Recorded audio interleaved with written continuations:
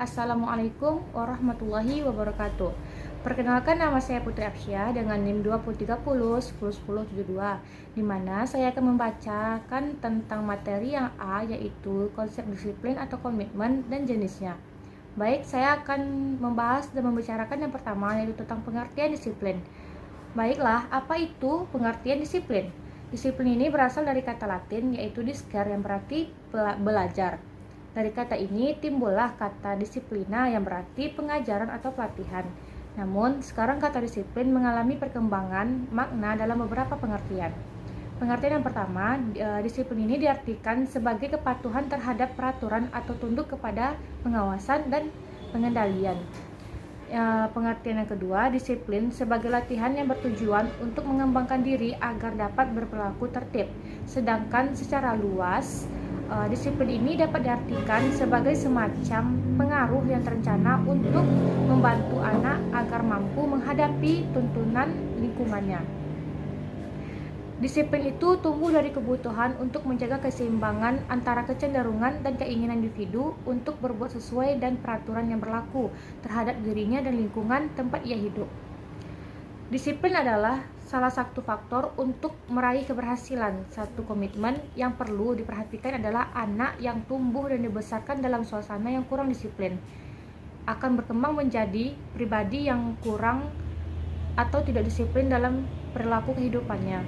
Sebaliknya, anak yang tumbuh dan dibesarkan dalam suasana sedemikian rupa didasari oleh suasana disiplin yang sehat akan mampu berkembang dan mengembangkan pribadi-pribadi yang penuh disiplin. Semua aktivitas dalam pencapaian tujuan pendidikan perlu adanya disiplin, baik untuk guru maupun murid. Dalam menjalankan tugasnya sehari-hari, guru dituntut berdisiplin dan menaati semua peraturan yang ada di sekolah dalam rangka pencapaian tujuan pendidikan tersebut. Tujuan pendidikan ini akan tercapai sesuai dengan yang dicita-citakan apabila seorang guru mempunyai disiplin yang tinggi dan bertanggung jawab terhadap pelaksanaan proses belajar pengajarnya. Ada juga pengertian menurut para ahli. Yang pertama, pengertian menurut Allen dalam Mojarto mengatakan disiplin merupakan suatu latihan pikiran atau badan atau kemampuan moral untuk memperbaiki perilaku melalui metode-metode hukum. Yang kedua, Melayu Hasibuan menyatakan bahwa kedisiplinan merupakan kesadaran dan kesediaan menaati semua peraturan perusahaan dan norma-norma sosial yang berlaku. Yang ketiga, menurut Syaiful Bahri Jamarah, disiplin adalah suatu tata tertib yang dapat mengatur tatanan kehidupan pribadi dan kelompok. Yang keempat, menurut Darwin, disiplin adalah mengikuti segala ketentuan yang berlaku dalam suatu lingkungan tempat kita berada sehingga terhindar dari ganjaran-ganjaran dan mendapatkan bimbingan. Baiklah, masuk ke pembahasan tujuan disiplin. Apa-apa saja tujuan disiplin ini? Yaitu untuk menumbuhkan sikap kepatuhan dan ketaatan untuk mengikuti tata cara yang telah diatur dan ditetapkan, memegang teguh dan sikap tersebut dalam melaksanakannya dalam situasi dan kondisi apapun tanpa ada keterbatasan. Dengan demikian akan timbul rasa keikhlasan, keridoan, dan ketulusan dengan dihiasi penuh rasa senang dalam melaksanakan serangkaian peraturan kaidah-kaidah dan tata tertib yang telah ditetapkan. Dan juga tujuan ini dari disiplin adalah untuk mengontrol tingkah laku siswa, mengarahkan sikap dan tingkah laku siswa ke arah yang lebih baik lagi, seperti berlaku sopan dan tutur kata yang baik. Begitu pula dengan adanya disiplin bisa terdorong siswa untuk belajar secara teratur, sehingga pada suatu saat siswa akan mampu belajar secara mandiri dan melakukan sesuatu yang dengan tepat waktu. Baiklah, sekian materi yang saya baca. Wabillahi taufik wal hidayah. Wassalamualaikum warahmatullahi wabarakatuh. Assalamualaikum warahmatullahi wabarakatuh. Saya Nelvi Yulia dengan NIM 2030101069 akan membacakan materi tentang kebutuhan disiplin dalam pendidikan. Dalam pendidikan selalu dianggap perlu dalam perkembangan anak, karena ini dapat membantu si anak untuk menyelesaikan pribadi dan persoalannya. Terdapat kebutuhan anak yang dapat diisi oleh disiplin, yaitu yang A. Disiplin memberikan anak rasa aman dan memberi ketahukan apa yang boleh dan tidak boleh dilakukan. Yang B.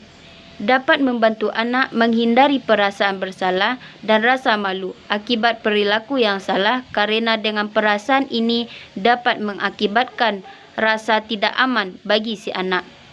Yang C yaitu dengan disiplin anak belajar bersikap menurut cara yang akan mudah mendatangkan ujian yang akan ditafsirkan oleh anak sebagai tanda kasih sayang. Selanjutnya yaitu pola disiplin dalam pendidikan. Yang A, membimbing dan mengarahkan. Tujuan dilaksanakan kedisiplinan adalah demi membimbing dan mengarahkan anak agar mengetahui alasan tentang seharusnya perbuatan suatu perbuatan. Yang B yaitu ketegasan. Seorang penegak diwajibkan tidak selalu harus lembut, ia juga harus mampu bertindak tegas tanpa harus merasakan kasih sayang terhadap penyimpangan yang di luar batas. Apabila seorang pendidik tidak memiliki sikap ketegasan dan menampakkan rasa belas kasih yang berlebihan, maka akan muncullah berbagai ketidakaturan. Yang C yaitu menjaga perasaan. Penegakan disiplin harus sabar dan tidak overthink dalam menyelesaikan berbagai problem yang berkaitan dengan disiplin. Dalam hal ini, menegakkan kedisiplin harus menjaga perasaan anak-anak. Apabila si anak-anak mempunyai persoalan seperti tekanan batin dan menangis, hendaklah kita sebagai pendidik harus bertanya apakah penyebab mengapa si anak menangis. Sekian yang dapat saya sampaikan, terlebih dan terkurang mohon dimaafkan. Assalamualaikum warahmatullahi wabarakatuh. Assalamualaikum warahmatullahi wabarakatuh. Perkenalkan, nama saya Nur Ihsan dengan NIM 20 30 10 10 70. Baiklah, saya akan melanjutkan materi dari teman saya tadi, yaitu unsur-unsur disiplin dalam pendidikan. 1. Aturan. Aturan merupakan jaminan sebagai konsep dasar moral yang dalam berperilaku secara tepat. Orang yang disiplin adalah orang yang konsisten dalam menaati peraturan dan menjalankan segala sesuatu aturan yang telah ditetapkan untuk mencapai kesuksesan. B. Hukuman. Hukuman adalah alat untuk memberikan tindakan terhadap setiap pelanggaran aturan yang ditetapkan. Tujuan hukuman sebagai alat untuk ketertiban sekolah dan untuk memberikan batasan atau ruang gerak bagi anak didik supaya tidak melakukan pelanggaran. C. Konsisten. Konsisten adalah tingkat keseragaman atau kesamaan dalam mewujudkan perilaku, pelaksanaan aturan, dan memberikan hukuman dan pemberian ganjaran. Dengan konsisten yang baik, disiplin yaitu pertama, mempunyai nilai didik yang besar. Bila peraturan-peraturan konsisten memacu proses belajar disebabkan oleh nilai pendorongnya. Kedua, mempunyai nilai motivasi yang kuat. D. Penghargaan. Penghargaan adalah ganjaran atas suatu pencapaian hasil perilaku tertentu yang dipandang sesuai dengan yang diharapkan.